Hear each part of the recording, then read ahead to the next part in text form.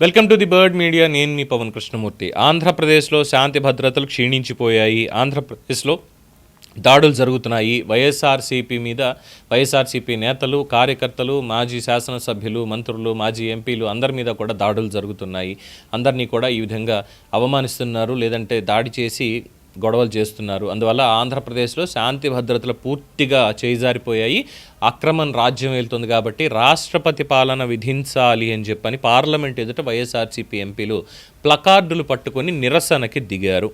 ఏపీలో ఆటవిక పాలన కొనసాగుతుందంటూ నినాదాలు. శాంతి భద్రతల అంశంలో కేంద్ర ప్రభుత్వం జోక్యం చేసుకోవాలి, రాష్ట్రపతి పాలన విధించాలి. మాజీ మంత్రులు అంబటి రాంబాబు, జోగి రమేష్ల నివాసాల మీద దాడుల నేపథ్యంలో ఈ ఎంపీలు నిరసన కార్యక్రమం చేశారు. కేంద్ర హోంశాఖ కార్యదర్శిని వివరించి పరిస్థితిని వివరించారు. అమిత్ షాను కూడా కలిసి పరిస్థితులను వివరించాలి అని చెప్పి భావిస్తున్నారు. కరెక్టే. ఆంధ్రప్రదేశ్లో రాష్ట్రపతి పాలన పెట్టాలి. ఆంధ్రప్రదేశ్లో రాష్ట్రపతి పాలన ఎందుకు పెట్టాలి? ఓసారి లెక్క వేసుకుందాం. 2019లో అధికారంలోకి వచ్చిన దగ్గర నుంచి, అంటే అధికారంలోకి రాకముందే ఎన్నికలు జరుగుతున్నటువంటి సమయంలోనే మార్చి 15, 2019 తేదీ నుంచే ఆంధ్రప్రదేశ్లో యాక్చువల్లీ రాష్ట్రపతి పరిపాలన పెట్టాలి. బికాజ్ మార్చి 15, 2019న మాజీ మంత్రి వివేకా గారి హత్య జరిగింది కాబట్టి. హత్య మీద గ్యాగ్ ఆర్డర్ తెచ్చుకున్నారు. దాన్ని ఏ విధంగా ప్రచారంలో వాడుకున్నారు చూసామంతా అయింది. సరే, అధికారంలోకి వచ్చారు. అధికారంలోకి వచ్చిన వెంటనే చేసినటువంటి పనులు, చలో ఆత్మకూరు అనేటువంటి సంఘటన. ఆత్మకూరులో దళితులని ఏ విధంగా ఆ ఊళ్ళో ఉండనివ్వకుండా వైఎస్ఆర్సీపీ వాళ్ళు చేశారో దానికి రాష్ట్రపతి పాలన పెట్టాలా? The great wall of Ponugupadu, మాజీ హోంమంత్రి మేకతోటి సుచరిత గారి స్వగ్రామం, ఆవిడ నియోజకవర్గంలోనే. స్వగ్రామం మేబీ రాంగ్ అయి ఉండొచ్చు, కానీ ఆవిడ నియోజకవర్గంలోనే the great wall of Ponugupadu. ఎవరిని కూడా ఆ రోడ్డు మీద నడవనివ్వకుండా ఒక కాలనీ మొత్తానికి కూడా గోడ కట్టేసినటువంటి సందర్భం. దానికి రాష్ట్రపతి పాలన పెట్టాలా? అలాగే అంటే చాలా సంఘటనలు ఉన్నాయండి. మేబీ డేట్లు మర్చిపోయి ఉండొచ్చేమో, కానీ సంఘటనలు గుర్తున్నాయి. కరోనా సమయం, డాక్టర్ సుధాకర్ మరణం. ఏ విధంగా దాన్ని మరణం అనాలా లేదంటే హత్య అనాలా, అది ప్రజలు డిసైడ్ చేశారు ఆల్రెడీ. డాక్టర్ సుధాకర్ మీద జరిగినటువంటి దాష్టీకం, అందుకని రాష్ట్రపతి పాలన పెట్టాలా? డాక్టర్ సుధాకర్ గారు, తర్వాత డాక్టర్ సుధారాణి గారిని వైఎస్ఆర్సీపీ వాళ్ళు ఏ విధంగా హాస్పిటల్లోకి వెళ్ళి వీడియోలు తీయడానికి ప్రయత్నం చేశారో, ఎలాగా ఆవిడ్ని ఇబ్బంది పాలు చేశారో, మరి అందుకని చెప్పి పెట్టాలా? అలాగే ఆ తర్వాత కడప జిల్లాలోని ట్రాక్టర్ తోటి ఒక మహిళని తొక్కించి చంపాడు వైఎస్ఆర్సీపీ నేత, అందుకని రాష్ట్రపతి పాలన పెట్టాలా? అలాగే ప్రజల సొమ్ముతో కట్టినటువంటి ప్రజావేదికని కూల్చేశారు, దానికి రాష్ట్రపతి పాలన పెట్టాలా? మాజీ ముఖ్యమంత్రిగా ఉన్నటువంటి ఎన్ఎస్జీ సెక్యూరిటీలో, Z+ కేటగిరీ సెక్యూరిటీలో ఉన్నటువంటి నారా చంద్రబాబు నాయుడు గారిని విశాఖపట్నంలోనూ ఆత్మకూరు వెళ్ళేటప్పుడు బస్సు మీద, తర్వాత ఆయన ఇంటి మీద కూడా దాడి చేసేయడానికి వెళ్ళారు. అలాగే ఆయన్ని కనీసం బయటికి కూడా రానివ్వకుండా తాళ్లతోటి ఇంటి గేట్లను కట్టేసి పోలీసులను ఉపయోగించుకొని దాష్టీకం చేసిన దానికి ఆ రోజు మరి రాష్ట్రపతి పాలన పెట్టాలా?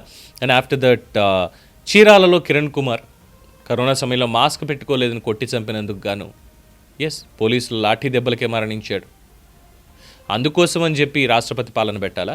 లేదు, సీతానగరంలో వరప్రసాద్ శిరోముండనం చేశారు. ఇసుక అక్రమ తవ్వకాలు వీటి మీద మాట్లాడాడని చెప్పి శిరోముండనం చేశారు. రాష్ట్రపతి గారు దాని మీద ఆదేశించినప్పటికీ కూడా ఏమాత్రం ఇన్వెస్టిగేషన్ చేయకుండా చేసినందుకు గాను రాష్ట్రపతి పాలన పెట్టాలా?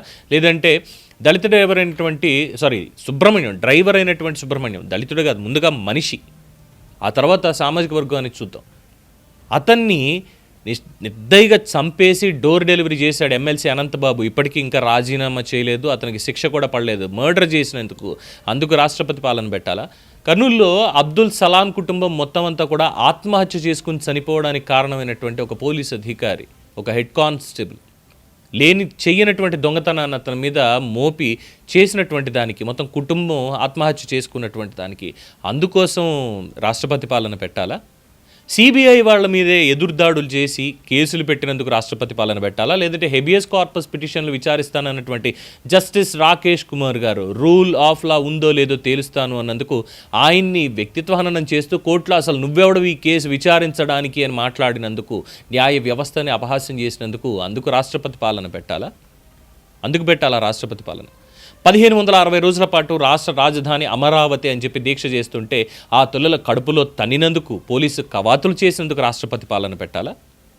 ఎందుకు పెట్టాలి?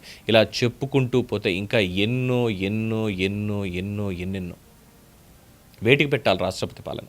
లేదు ఇప్పుడు రాష్ట్రపతి పాలన ఆవశ్యకత దేనికి? అంబటి రాంబాబు అనేటువంటి వ్యక్తి భాషలో ముఖ్యమంత్రి చంద్రబాబు నాయుడు గారిని దూషించినందుకు, ఆ తర్వాత ఏదో నేను పశ్చాత్తాపడుతున్నాను అని మాట్లాడినందుకు, దాని గురించేనా?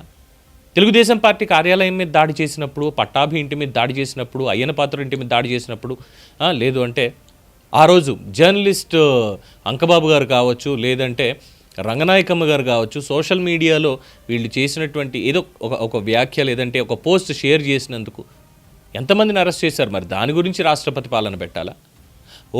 ఓం ప్రకాష్ పొంగునూరులో నిజమే అతను మాట్లాడినటువంటి భాష ఆమోదయోగ్యం కాదు, కానీ అతను మాట్లాడాడు, తీసుకెళ్ళి అరెస్ట్ చేయాలి ప్రజాస్వామ్యయుతంగా, కానీ నిష్కారణంగా చంపేశారే, అందుకు రాష్ట్రపతి పాలన పెట్టాలా? అందుకు పెట్టాలా? అలాగే తెలుగుదేశం పార్టీ కార్యకర్తని నడి రోడ్డు మీద జై జగన్ అనకపోతే అంటే వదిలేస్తాము అంటే జై చంద్రబాబు అన్నందుకు, జై తెలుగుదేశం అన్నందుకు గొడ్డలతో నరికి చంపారే పీక కోసి, అందుకు రాష్ట్రపతి పాలన పెట్టాలా? ఎన్నున్నాయి ఇలా చెప్పుకుంటూ వెళ్తే. మహిళల మీద వ్యక్తిత్వ హననం చేసినందుకు, తప్పుడు ఆరోపణలు చేసినందుకు, పాలనలో ఎన్ని చేశారనేది చూసాం మనం. దీనికోసం పెట్టాలా రాష్ట్రపతి పాలన? ఇలా చెప్తే వీళ్ళు మాట్లాడడానికి మాటలు ఉంటాయో లేదో కూడా తెలియనటువంటి పరిస్థితి. మేబీ నేను చాలా మర్చిపోయి ఉండొచ్చండి, ఎందుకంటే గుర్తు పెట్టుకోలేనన్ని అరాచకాలు జరిగాయి. అట్ ద సేమ్ టైం ఇప్పుడు కూడా తెలుగుదేశం పార్టీ వాళ్ళని నిందిస్తూనే ఉన్నాం, కూటమిలో ఉన్నటువంటి వాళ్ళని నిందిస్తూనే ఉన్నాం. వాళ్ళలాగే మీరు కూడా చేస్తే ఎలా కానీ అంబటి రాంబాబు గారి ఇంటి మీద దాడికి వెళ్ళినా కానీ, లేదంటే జోగి రమేష్ ఇంటికి దాడికి వెళ్ళి నిప్పిపెట్టినా కానీ ఇద్దరి మీద ఖండించాం. అలాగే జోగి రమేష్ ఇంటి మీద చేసినటువంటి దాడిలో మొత్తం 40 మంది మీద కేసు పెట్టారు, 11 మంది మీద వాళ్ళని అరెస్ట్ చేశారు. వాళ్ళని అరెస్ట్ చేసినందుకు, తప్పు చేసిన వాళ్ళని శిక్షించినందుకు ఇది చేయాలా? రాష్ట్రపతి పాలన పెట్టాలా? లేదు జగన్మోహన్ రెడ్డి గారి సతీమణిని అసభ్య పదజాలంతో దూషించినటువంటి కిరణ్ కుమార్ అనేటువంటి సోషల్ మీడియా కార్యకర్తని ఇమ్మీడియట్గా అరెస్ట్ చేసి తీసుకెళ్లి పోలీస్ ట్రీట్మెంట్ ఇచ్చినందుకు రాష్ట్రపతి పాలన పెట్టాలా? సమాధానాలు ఉన్నాయో వేటికైనా? దేనికి పెట్టాలి రాష్ట్రపతి పాలన? మీ అభిప్రాయాన్ని కామెంట్స్ రూపంలో తెలియజేయండి. చూస్తూనే ఉండండి ది బర్డ్ మీడియా.